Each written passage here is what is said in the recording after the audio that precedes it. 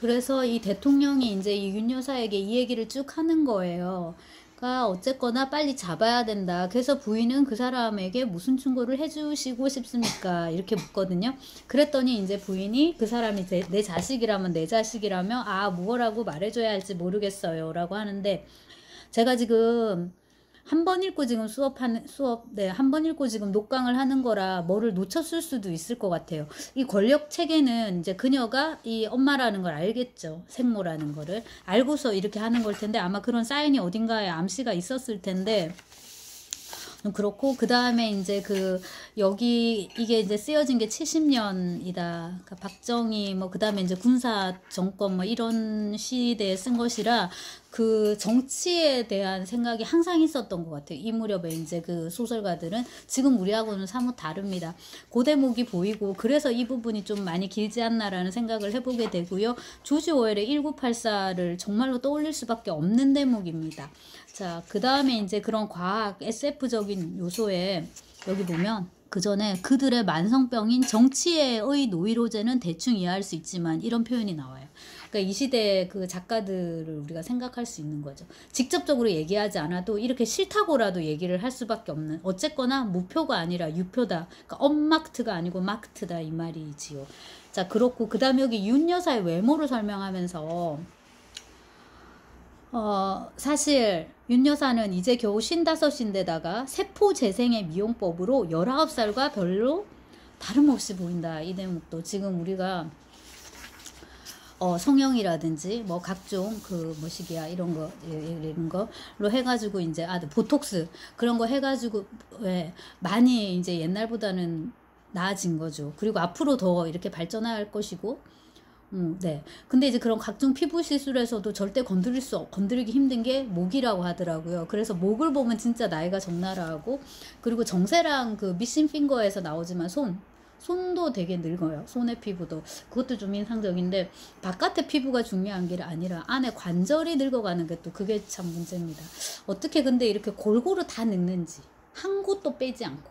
네. 자, 그 다음에 이제 배달인데 아침 식사 시간에 1층에 있는 식품점에서 진공 파이프로 배달된 음식 세트에 자기 몫을 받아 플라스틱제 포장을 뜯어버리고 우선 오렌지 주스부터 꺼내 마시면서 주는 아내에게 자기가 꾼 꿈 얘기를 들려준다. 이제 이렇게 얘기를 한단 말이에요. 근데 여기 그 준의 아내는 정말 김승호 선생님의 사모님은 이러셨겠다 싶을 정도로 되게 다정다감해요. 똑똑하고, 네, 예쁠 것 같고 그렇습니다. 자, 근데 여기 배달 보시면은 진공 파이프로 배달된, 근데 이게 지금 먼 미래가 아니라는 거예요.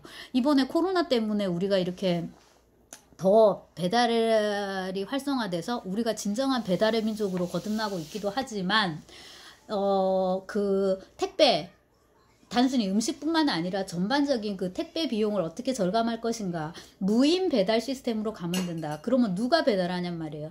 사람이 하지 않고 위로 띄우는 거예요. 드론이 왔다 갔다 하든가. 그 다음에 그 건축학자 유현준 얘기였는데 그건 너무 시끄러우니까 밑으로 땅을 판다 그러대요. 땅굴처럼 이렇게 파가지고 그쪽으로 이렇게 옮기는 거예요. 그러면은 공간도 덜 차지하고 드론이 내는 소음도 없어도 되고 등등등, 아마 조만간 그게 되지 않을까, 혹은 됐으면 좋겠다 이런 식으로 말씀을 하시던데, 여기 보니까는 이거도 멀지 않겠구나 뭐 이런 생각이 들고, 그 다음에 준의 부인이 섬유학자인데 지금 뭐를 연구하냐면 다목적 에어크로스를 이제 연구를 하고 있어요. 이게 뭐냐면 일종의 액체 섬유로서 공기 중에서 고체로 변하는데 진공 분무기에 넣어 몸에 직접 살펴야 하면 속옷이 든다. 다시, 그냥 형체는 고체인데 분무기에 넣어서 몸에다가 살포를 하면 입을 수 있는 옷이 되는 거예요. 그리고 특수 비누로 씻으면 씻겨버린다. 그러니까 이게 뭐야, 일회용 속옷이라고 할 수도 있을 거고 뭐 이런 식으로. 근데 우리가 지금 상상할 수 없는 이런 것들이 아니지. 우리가 상상만 했던 것들이 지금은 뭡니까? 그냥 이제 현실 속에서 다 이루어지고 있는 건데, 앞으로는 계속 그렇게 될 것 같고, 그 다음에 이제 준이 내가 몸이 왜 이래 가지고 이제 그 진찰을 받으러 갔는데 그것도 거의 자동 진찰기가 다 알아서 합니다. 쭉쭉쭉 하고 뭐 심전도 뇌파 이런 거 딱딱딱딱 해갖고 이상 없음 이렇게 카드로 이렇게 이제 제시를 해요. 그러면서 이제 간호원은 또 75인데 아마 75이라 해도 아까 그 50살이 50살이 19세처럼 보인다 하니까 70살이라 해도 한 뭐 20, 30대 이 정도 느낌이겠죠? 이렇게 되면. 그러면서 이제 자기가 이 꿈이 안 좋았다 이렇게 얘기를 하니까 간호원이 우리가 젊었을 때는 아이 꿈을 꾸면 좋지 않은 일이 생긴다고 했는데 그렇지만 요즘 세상에서야 나쁜 일이 있다고 그게 얼마나 나쁘겠어 불안해할 거 없어요 이렇게 얘기를 합니다. 그러니까는 이게 그 과학이 이렇게 발전을 합니다. 그 옛날에 어릴 때, 그러니까 여러분 나이 때 과학사 수업하셨던 선생님이 얘기를 하셨던 건데 과학이 이렇게 발전을 하면서 궁극적으로 하고자 했던 것 혹은 과학의 발달을 통해서 우리가 이룩해낸 것은 뭐냐면 이 자연의 공포에 대한 극복이에요. 각종. 예를 들자면 뭐 우산이 있으니까 비가 와도 좀 걱정이 안 되고 그 다음에 우리가 이렇게 냉장고, 에어컨 이런 걸 막 만들었잖아요. 그러니까 무더워도 걱정이 안 되고 그 다음에 이렇게 난방을 할 수 있고 다 불을 가지고 이렇게 음식을 또 익혀 먹고 이렇게 할 수 있으니까 또 추위나 이런 것들이 더 걱정이 안 되고 바이러스 세균 이런 것도 마찬가지죠. 백신이나 뭐뭐뭐 페니실린인가 뭐 이런 식으로 항생제 이런 걸 막 개발했기 때문에 병균이 또 무섭지 않고요. 비슷하게 이제 과학이 결과적으로 미신 막 바깥에서 무슨 소리가 들리고 뭔가 막 이상한 희끗희끗한 이런 형상이 보이고 그러면 되게 무섭단 말이에요. 귀신이다. 나를 뭐 어떻게 할 거야. 이런 생각이 드는데 그 과학적으로 다 설명이 돼버리면 아니야 저거는 뭐 이런 물체가 여기서 이렇게 반사돼서 보이는 거야. 아니야 저 소리는 귀신 소리가 아니라 뭐뭐뭐뭐 소리가 이렇게 해서 반향으로 온 거야. 이렇게 과학적으로 설명을 해버리면 우리는 더 이상 저 세계라 믿지 않는 거잖아요. 그거를. 그러니까 무섭지 않은 거예요. 그래서 각종 미신 이런 것들의 극복 이거가 이제 결국 과학이 우리로 하여금 해준 거고 결국 이제 과학은 우리 인간을 자유롭게 하기 위해서 이제 발전하고 또 발전돼야 되는데 거기서 이제 부작용이 생기고 어쩌고 저쩌고 이런 거죠. 그리고 이대로 계속 가다 보면은 과연 우리가 원래 과학을 통해서 얻었던 혹은 얻을 거라고 믿었던 그 자유와 행복을 향유하게 될까? 어쩌면 더 큰 가치를 놓치지 않을까? 이제 이런 고민들인 거잖아요. 여기서 이제 비슷한 얘기가 그 살인사건이에요. 그럼 도대체 살인사건 뭐냐?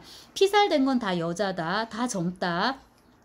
연구소는 다르지만 모두 광속 로켓 개발 연구에 몰두하고 있었고 굉장히 우수한 젊은 학자들이었다. 둘째는 뭐냐면 정형수술을 한 미인들이라는 거. 그러니까 예뻐지기 위해서 다 뭐 뼈도 깎고 키도 늘리고 하나 봐요. 저도 한 20cm 좀 늘리면 좋겠는데 뭐 이렇게.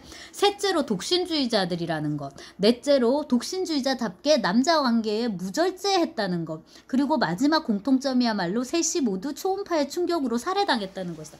자 이제 초음파 충격으로 살해당했다. 요거 이런 좀 공통점이 있는데 여기서 이제 또 보면은 당시 그 남성 작가의 여성에 대한 어떤 시각을 볼 수 있는 게 독신주의자인데요. 저는 독신주의자답게 남자 관계에 무심했다는 것 이렇게 나올 줄 알았는데 무절제했다는 것 이렇게 나와요. 그래서 이제 그 당시에 이제 성모럴 여성에 대한 태도 일반적으로 여성은 결혼을 하는 게 맞는데 여성이 이렇게 멀쩡한데 그러니까 특히나 예쁜데 결혼을 하지 않았다. 그러면 그 여자는 반드시 성적으로 무절제하고 음란할 것이다.